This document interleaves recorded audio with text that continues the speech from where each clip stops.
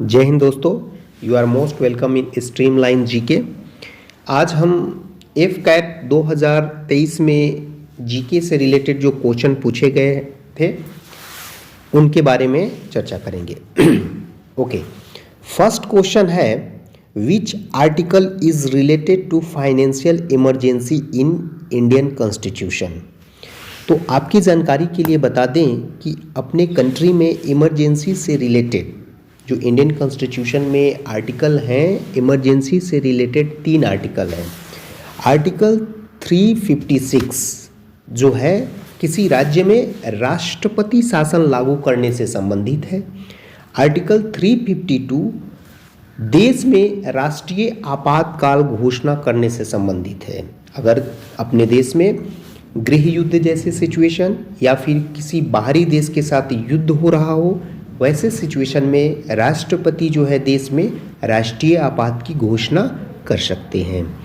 और अगर देश में आर्थिक व्यवस्था काफ़ी खराब हो जाए तो वैसे सिचुएशन में आर्टिकल 360 के अंतर्गत देश में फाइनेंशियल इमरजेंसी की घोषणा राष्ट्रपति के द्वारा की जा सकती है। तो इसका करेक्ट आंसर क्या है? आर्टिकल 360। और ये तीनों आर्टिकल जो है राष्ट्रपति के विशेषाधिकार हैं, ये राष्ट्रपति के द्वारा ही लागू किए जाते हैं, ये याद रखना है। और तीनों आर्टिकल आपको बहुत ही इंपॉर्टेंट है। नेक्स्ट क्वेश्चन,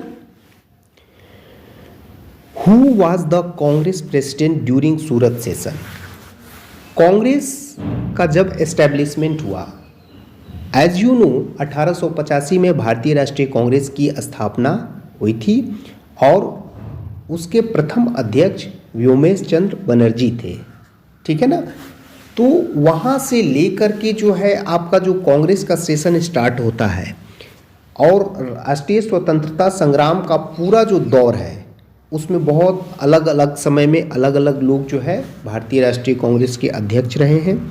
और बहुत से सेशन इसलिए इम्पोर्टेंट हैं क्योंकि उस पार्टिकुलर सेशन में स्वतंत्रता संग्राम से रिलेटेड बहुत से एजेंडे जो है पारित किए जाते थे, बहुत से ऐसे स्लोगन पारित किए जाते थे। तो आपको वो सेशन का जो ईयर है पार्टिकुलर और उसके अध्यक्ष कौन थे, ये क्वेश्चन बहुत बार पूछा गया है बहुत से अलग अलग एग्जाम में, तो इसको नोट करना है। तो कांग्रेस का जो सूरत अधिवेशन था वो 1907 में हुआ था और इसके अध्यक्ष थे रास बिहारी घोष, याद रखना है। और कांग्रेस का जो सूरत अधिवेशन हुआ था उसमें ही भारतीय राष्ट्रीय कांग्रेस 2 खेमे में बट गई थी, एक नरम दल और एक गरम दल में।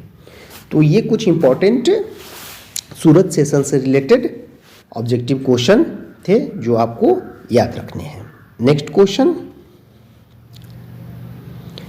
Highest peace time gallantry award. देखिए बहुत बार ये क्वेश्चन पूछा जाता है नॉर्मली जो है अलग अलग जो है खासकर डिफेंस से रिलेटेड जितने एग्ज़ाम होते हैं उसमें ये कॉमन क्वेश्चन है। बहुत बार क्या होता है कि हम क्वेश्चन को देखते ही परमवीर चक्र लगा देते हैं, लेकिन यहाँ ध्यान रखना है, यहाँ पर आपको जो है एक वर्ड दिया गया है, वो वर्ड है पीस टाइम। क्या है? वर्ड है पीस टाइम।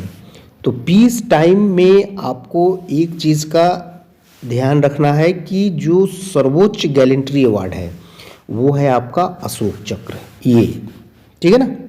कौन सा है? अशोक चक्र। तो करेक्ट आंसर क्या है? अशोक चक्र। वार टाइम में आपका सर्वोच्च गैलेंट्री अवार्ड है परमवीर चक्र। तो ये हो गया वार टाइम में नंबर 1, वार टाइम में ये हो गया नंबर 2 और 3rd नंबर में वीर चक्र आता है। तो ये सीक्वेंस आपको वार टाइम में है कि वार टाइम में परमवीर चक्र, महावीर चक्र और वीर चक्र। सिमिलरली पीस टाइम में आपका नंबर 1 हो जाएगा अशोक चक्र, नंबर 2 हो जाएगा कीर्ति चक्र और नंबर 3 हो जाएगा शौर्य चक्र। तो इसे याद रखना है और क्वेश्चन को ध्यान से पढ़ना है कि क्वेश्चन वार टाइम के लिए पूछा जा रहा है या पीस टाइम के लिए पूछा जा रहा है। ओके, तो आई थिंक कि आपका कंसेप्ट इसमें क्लियर हुआ होगा। ओके, नेक्स्ट क्वेश्चन देखते हैं। Which missile is known as fire and forget missile. देखिए मिसाइल से रिलेटेड एक क्वेश्चन जो है इफकैट में पूछे ही जाते हैं, तो इसमें नॉर्मली जो है सबसे पहले तो इस क्वेश्चन का आंसर जान लीजिए कि फायर एंड फॉरगेट मिसाइल के नाम से जो है नाग को जाना जाता है।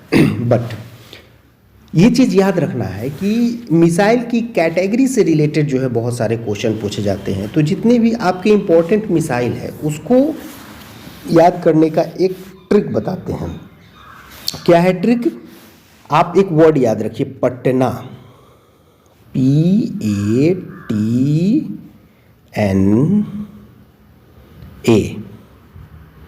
अब देखिए इसमें जो वर्ड आएंगे उस वर्ड से P stand for Prithvi, A stand for Agni, T stand for Trishul, N stand for Nag, A stand for आकाश।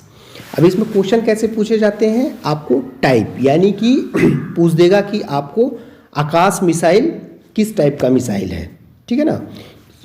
आपको intermediate range surface to surface missile है, बैलिस्टिक मिसाइल है, शॉर्ट रेंज मिसाइल है। तो इस तरह के क्वेश्चन को याद करने के लिए सबसे पहले तो आपको सारे जो है जितने भी अपने मिसाइल हैं उनके नाम याद कर लीजिए। अब वन बाय वन मैं आपको बताता हूँ कि जैसे पृथ्वी क्या है? Short range surface to surface ballistic missile है। नेक्स्ट आपका क्या है? अग्नि जो है intermediate range surface to surface ballistic missile है। त्रिशूल जो है short range low level surface to air missile है। त्रिशूल क्या है? सरफेस टू एयर मिसाइल है, ठीक है ना। नेक्स्ट जो है आपका नाग जो है एंटी टैंक मिसाइल है। आकाश जो है वो medium range surface to air missile है। तो बहुत बार ये कैटेगरी से रिलेटेड क्वेश्चन पूछता है तो पता नहीं चलता है कि सरफेस टू एयर है या सरफेस टू सरफेस है ना, बैलिस्टिक मिसाइल है। तो ये सारी चीज़ें आपको एक नोट बनाना है सो दैट कि कोई कन्फ्यूज़न ना हो, अदरवाइज जो है आप इसमें निगेटिव मार्क ले सकते हैं। तो इसको अवॉइड करने के लिए आपको नोट बनाना है, सारे मिसाइल का नाम याद करना है और उनकी कैटेगरी क्या है ये जानना बहुत ज़रूरी है। तो आई थिंक कि आपको थोड़ा सा आइडिया लगा होगा कि इसमें करना क्या है, ठीक है ना, और कैसे।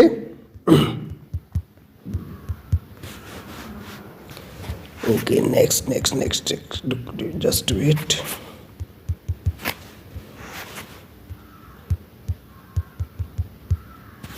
ओके नेक्स्ट क्वेश्चन क्या है आपका? नेक्स्ट क्वेश्चन हम देखते हैं कि what is the full form of एवैक्स। तो एवैक्स का फुल फॉर्म जो होता है airborne early warning and control system होता है।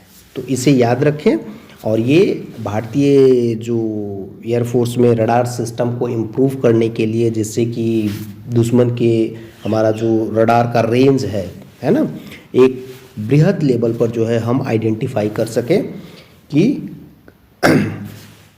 किस तरह से जो है हमारा एनिमी एयरक्राफ्ट कहाँ पर है, कितनी दूरी पर है, उसका लोकेशन क्या है। तो इस सिस्टम को इम्प्रूव करने के लिए एवैक्स अभी airborne early warning and control system है, ठीक है ना। नॉर्मली इसका पिक्चर वगैरह जैसे आप देखोगे कि IL-76 के ऊपर एक रडार का ऐसे आपको लगा हुआ पिक्चर आएगा, तो समझिए कि ये एवैक्स जो है airborne early warning and control system है, ठीक है ना। तो आई थिंक कि आपको ये सेशन अच्छा लग रहा होगा और इस तरह के जीके क्विज को आप अगर देना चाहते हैं ऑनलाइन तो उसके लिए हमें कमेंट करें, ठीक है ना। हमारे चैनल को लाइक और सब्सक्राइब कर लें सो दैट आपको आगे जो इस तरह से एफकैट से रिलेटेड और भी जो जीके के क्वेश्चन होंगे वो आपको मिलते रहेंगे। जय हिंद।